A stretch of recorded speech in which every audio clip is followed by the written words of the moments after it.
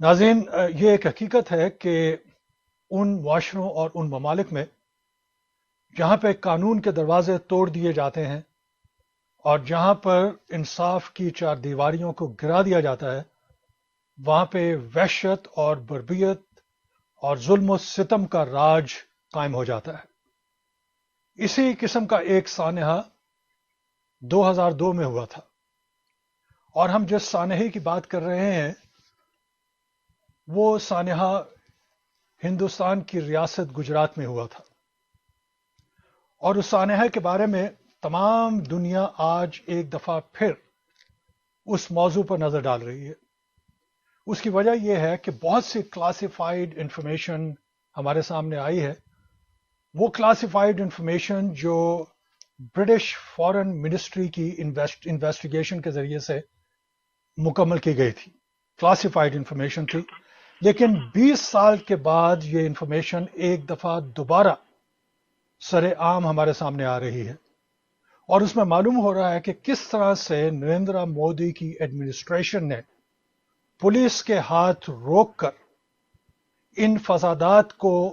آگے بڑھنے میں مدد دی تھی، جس کی وجہ سے بے گناہ مسلمانوں کا قتل عام ہوا تھا۔ معصوم بچے، عورتیں اور بوڑھے جو اپنی جانوں سے ہاتھ جن کے اپنی جانوں سے محروم ہو گئے تھے، اور یہ اس کی بازشت آج جس لیے سنائی دے رہی ہے کہ بی بی سی نے ابھی ریسنٹلی ایک سیریز ریلیز کی ہے، 2 پارٹ کی سیریز ہے۔ اس کا پہلا حصہ دا مودی کوشچن کے ٹائٹل کے ساتھ گزشتہ ہفتے ایشو کیا گیا، اور پوری دنیا نے اسے دیکھا، اور اس کا دوسرا حصہ کل یعنی ٹیوزڈے کو ہم نے دیکھا ہے، جس میں یہ بتایا گیا، اور اس کا ٹائٹل تھا دا مسلم کوشچن۔ پہلی سیریز، اس سیریز کی جو پہلی قسط ہے اسے دا مودی کوشچن کا نام دیا گیا، اور دوسری قسط کو دا مسلم کوشچن کہہ کر اسے انٹروڈیوس کیا گیا۔ اب اس سیریز کے دونوں حصوں میں جو باتیں ہمیں نظر آتی ہیں، اس کی بنیاد پہ پوری دنیا میں اس کے بارے میں تبصرے ہو رہے ہیں، اور نریندر مودی کی اس کے بارے میں ریاکشن یہ ہے کہ اس سیریز کو جو ہے وہ بین کر دیا جائے، اور انڈیا میں آپ دیکھ رہے ہیں کہ یوٹیوب اور جتنا بھی سوشل میڈیا اس پہ بین کر دیا گیا، لیکن آج کے دور میں کسی چیز کو بین کرنے سے وہ چیز ختم نہیں ہو جاتی، اور اس وقت ہم دیکھ رہے ہیں کہ نہ صرف انڈیا میں غیر جانبدار حلقوں کی جانب سے، سول لبرٹیز اور ہیومن رائٹس کی آرگنائزیشن کی جانب سے آواز بلند کی گئی ہے، اس کے ساتھ ہی پوری دنیا میں اس ظلم و ستم کے بارے میں ایک دفعہ پھر آوازیں آنا شروع ہو گئیں، کیونکہ بہت سی انفارمیشن ایسی تھی کہ جو اس وقت ریلیز نہیں کی گئی تھی، اور برٹش فارن منسٹری کی جانب سے جو انویسٹیگیشن ہوئی تھی اس میں بڑا صاف انداز میں یہ بتا دیا گیا تھا کہ نریندر مودی نے گجرات کے سینئر پولیس افسران کو بلا کر یہ تاکید کی تھی کہ مسلمانوں پر جو جان لیوا حملے کیے جا رہے ہیں، جو بلوے ہو رہے ہیں، جو فسادات ہو رہے ہیں، اس سے پولیس جو ہے وہ الگ تھلگ رہے۔ اور اسی انویسٹیگیشن میں اس بات کو بھی بتایا گیا تھا کہ اگر ایسا نہیں ہوتا تو ان بلووں اور فسادات کو ختم کیا جا سکتا تھا، اور مسلمانوں کی، معصوم بچوں کی، معصوم بوڑھوں کی اور عورتوں کی زندگیاں اور ان کی عزتیں بچائی جا سکتی تھی۔ یہ بڑا صاف انداز میں بتایا گیا۔ یہ نہیں کہا گیا کہ مودی نے یہ حملے شروع کروائے تھے، لیکن جب حملے شروع ہو جاتے ہیں، کوئی بھی کاز ہے، کسی وجہ سے بھی بلوے شروع ہو جاتے ہیں، فسادات ہو جاتے ہیں، تو لا انفورسمنٹ کی ذمہ داری یہ ہوتی ہے کہ فوری طور پہ یہ دیکھے بغیر کہ کون اس میں انوالو ہے، ان فسادات کو روکا جائے تاکہ انسانی جانوں کو ضیاع نہ ہو سکے۔ لیکن ہم نے دیکھا کہ اس انویسٹیگیشنری رپورٹ کے ذریعے سے یہ بتایا گیا کہ مودی نے گو کے یہ حملے شروع نہیں کروائے، لیکن اس ملک کا، اس ریاست کا چیف منسٹر ہونے کے حیثیت سے اس نے ایک مجرمانہ حرکت کی، اور وہ مجرمانہ حرکت یہ تھی کہ انڈین पुलिस सर्विस के बड़े सीनियर अफसरान को बुलाकर ये कहा कि इन हमलों के दरमियान मुदाखलत ना की जाए। अब इसके बारे में मोदी की जानब से हमें यह कहा गया, उनकी सरकार की जानब से यही कहा गया कि जनाब इंडियन सुप्रीम कोर्ट ने यह बात का ऐलान किया कि मोदी की ज़ात पर हरफ नहीं आ सकता। हमने इन्वेस्टिगेटरी कमेटी बनाई थी और उस कमेटी के मुताबिक जो रिपोर्ट आई है, उस रिपोर्ट के मुताबिक मोदी को मोवरद इल्जाम नहीं ठहराया जा सकता। ये इंटरप्रिटेशन गलत है, क्योंकि सुप्रीम कोर्ट ने जो इन्वेस्टिगेशन कमेटी बनाई थी उसने 541 पेजेस की एक रिपोर्ट दी थी। उसमें यह नहीं कहा था कि नरेंद्र मोदी मासूम है, उसमें यह कहा गया था कि इस इन्वेस्टिगेशन में हमें वो शहादतें नहीं मिली हैं कि जिन शहादतों की बुनियाद पर इस केस को आगे बढ़ाया जाए और इन्वेस्टिगेशन खत्म कर दी गई थी। यह तारीख का हिस्सा है। और आज एक बार फिर हम देख रहे हैं कि मोदी एडमिनिस्ट्रेशन की जानब से वही हरकतें हो रही हैं कि जो किसी जमाने में नाज़ी जर्मनी में हुआ करती थी। ह्यूमन राइट्स के हवाले से यह बात इंतहाई मानेखेज भी है इस वक्त, और उस पर जितनी भी क्रिटिसिज्म की जाए वो कम है कि फ्रीडम ऑफ स्पीच को रोक दिया गया है। और जो प्रोपेगेंडा किया जा रहा है वो इस तरह से किया जा रहा है कि जनाब बीबीसी ने जो ये रिपोर्ट बनाई है ये प्रोपेगेंडा पीस है। अब इस किस्म के अल्फाज कि इससे कौमी सलामती को नुकसान हो जाएगा, ये प्रोपेगेंडा पीस है। इसके जरिए से बीबीसी ने अपने कॉलोनियल माइंडसेट का इजहार कर रहा है। इससे बात नहीं बनती, क्योंकि बीबीसी ने जो रिपोर्ट तैयार की है उसमें इंतहाई इंटेंसिव किस्म की इन्वेस्टिगेशन की गई है, और उसमें फिर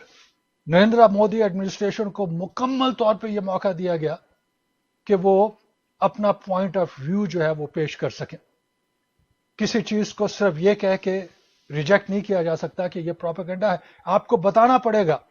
अगर आप में इतनी सलाहियत है और आपके पास इतनी एविडेंस मौजूद है, वो सामने लाइए और फिर बताइए कि जनाब आपने ये जो बात की है ये गलत है। इसलिए गलत है कि हमारे पास ये शवाहिद मौजूद हैं जिससे ये साबित होता है कि आपने ये इंफॉर्मेशन गलत अंदाज में पेश की है। ऐसा नहीं है,